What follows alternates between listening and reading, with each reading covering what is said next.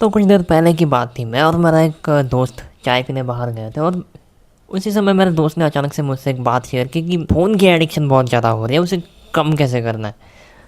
तो मैंने उससे कहा कि कुछ तरीके हैं, there are some ways to stop cure the phone addiction. और मैंने उससे कहा कि बहुत सारी वीडियोज़ है जो तुम देख सकते हो फ़ोन को, अगर तुम्हें कम करना है फ़ोन के यूसेज को, तो डोपामिन डिटॉक्स को मतलब उसे गाइड करने वाले बहुत सारी वीडियोज़ है। उसने कहा कि बट वो वीडियोस तो फ़ोन पे ही है। वो जोक करने की कोशिश कर रहा था उस समय, लेकिन वो जब उसने बात कही तो मेरे मन में एक और बात आ गई कि ये सही है। मतलब कुछ लोग ऐसे होते हैं जो इनका काम ही फ़ोन पे होता है, मतलब उन्हें फ़ोन यूज़ करना ही पड़ता है, और ऐसे में डोपामिन डिटॉक्स जो होता है वो उनके लिए पॉसिबल नहीं हो पाता। जैसे कि कंटेंट क्रिएटर्स, वो सबसे बेहतरीन उदाहरण है इस बात का कि अगर तुम खुद कंटेंट अपलोड करने के लिए यूट्यूब यूज़ करोगे या फिर इंस्टाग्राम यूज़ करोगे तो तुम खुद कैसे उस चीज़ से डिटॉक्स ले पाओगे? ये कैसे पॉसिबल होगा? अगर तुम खुद कंटेंट क्रिएशन के लिए, कंटेंट अपलोड करने के लिए, अपना कंटेंट बनाने के लिए एक प्लेटफॉर्म यूज़ करते हो, तो उस प्लेटफॉर्म से तुम खुद कैसे पीछा छुड़ाओगे? ये कैसे पॉसिबल है? तो मैंने सोचा इसके लिए एक गाइड बना दूँ, क्योंकि मैं खुद भी कंटेंट अपलोड करता रहता हूँ, लेकिन मैं कभी भी सोशल मीडिया प्लेटफॉर्म्स को कंज्यूम करता ही नहीं हूँ। लगभग ना के बराबर कंज्यूम करता हूँ। और मैं अपना स्क्रीन टाइम भी शेयर कर दूंगा तुम्हारे साथ, लेकिन इसके तरीके क्या हो सकते हैं? मैं बस तुम्हारी एक हेल्प करने के लिए, अगर तुम खुद एक कंटेंट क्रिएटर हो और क्योंकि तुम कंटेंट क्रिएट करते हो तो तुम्हें ज़रूरत होती है यूट्यूब ऐप की, इंस्टाग्राम ऐप की, तो तुम ऐसा हो जाता है कि तुम जब खुद कंटेंट अपलोड करते रहते हो, देखते रहते हो अपने स्टैट्स कंटेंट के, तो तुम खुद भी कंज्यूम करते जाते हो। इसके लिए उपाय क्या हो सकते हैं? तो सीधा बात करते हैं इस मुद्दे की कि तुम खुद कैसे कंटेंट अपलोड तो करोगे लेकिन कंज्यूम काफ़ी कम कर सकते हो, मतलब ना के बराबर। ये कैसे हो सकता है?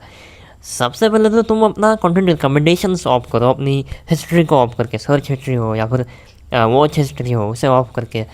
फिर जब तुम यूट्यूब खोलोगे तो तुम्हें कोई भी रिकमेंडेशंस नहीं आएंगे, तुम सीधा अपना यूट्यूब वीडियो जो है वो अपलोड करने चले जाओ, अपलोड करो और यूट्यूब बंद कर दो।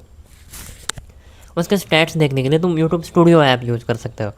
इंस्टाग्राम के साथ क्या सीन है मुझे नहीं पता, मैं खुद यूज़ नहीं करता इंस्टाग्राम, बट यूट्यूब के साथ तुम ये कर सकते हो।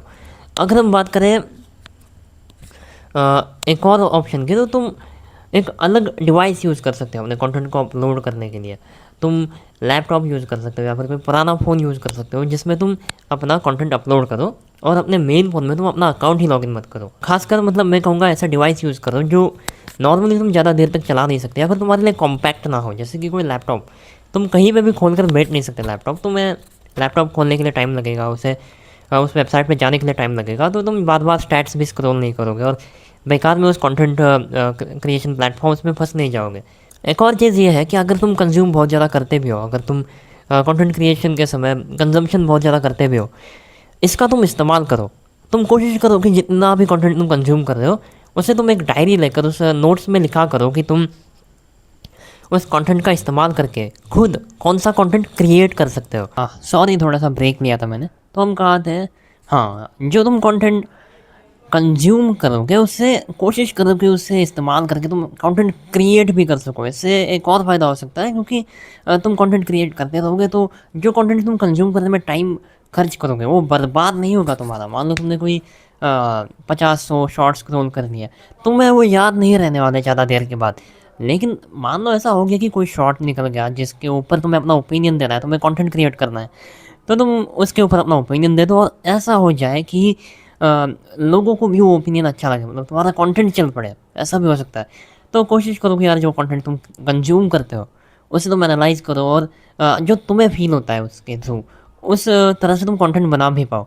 इससे एक और चीज़ होगी कि यार जो ट्रेंड में चल रहा है कंटेंट वो भी तुम देख पाओगे, उसे भी तुम देखते रहोगे, तो ये एक अच्छी बात है।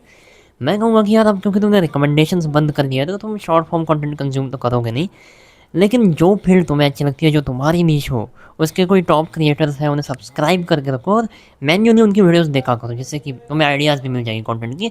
और ऐसा भी नहीं होगा कि यार तुम कंप्लीट डिटॉक्स में चले जाओगे, जिससे कि तुम्हें बहुत ज़्यादा परेशानी होती हो, तो वो नहीं होगा। तो ये बहुत ही ज़्यादा अच्छा मौका है तुम्हारे लिए अगर तुम कंटेंट क्रिएट करो। ऐसा भी हो सकता है कि यार तुम्हारा कंटेंट चल पड़े।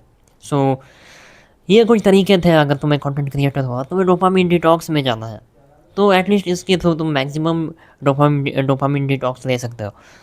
और तुम्हारा जो ओपिनियन है इस बारे में कि क्या तुम, अगर तुम एक कंटेंट क्रिएटर हो, तो कितना टाइम देते हो अपने इंटरनेट को, यूट्यूब को, सोशल मीडिया को, और मतलब क्रिएट करने के लिए यूज़ करते हो, अगर तुम कंज्यूम भी बहुत ज़्यादा करते हो तो अपनी आदतें जो है वो कमेंट ज़रूर करना, ओके? और तुम इस बारे में क्या सोचते हो वो भी बताना। So that's it for the video.